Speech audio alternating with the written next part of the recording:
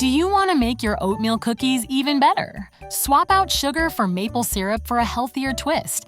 And with just a few ingredients that really make a difference, I will show you how these oatmeal cookies turn into golden, sweet, comforting, and scrumptious treats. To make these oat cookies, start by adding a 3/4 cup of melted butter to the mixing bowl. Next, pour in 3/4 cup of pure maple syrup.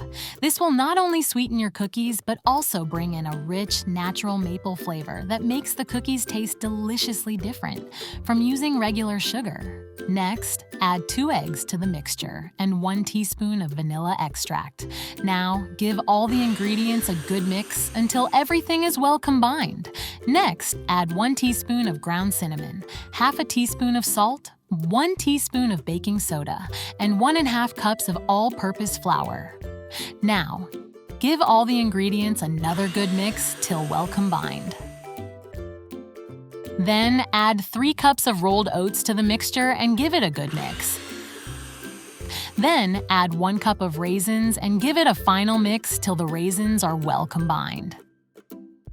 Now, use an ice cream scoop to drop dough balls onto a lined baking sheet about 2 inches apart so they have room to spread. Bake the oat cookies in a preheated oven at 360 degrees Fahrenheit or 175 degrees Celsius for 10 to 12 minutes until the cookies are golden brown and your kitchen smells absolutely amazing.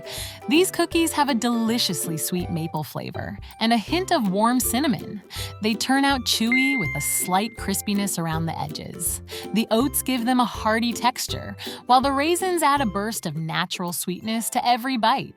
If you like these oatmeal raisin cookies, then check out also this 140-year-old date and oat cookies recipe here.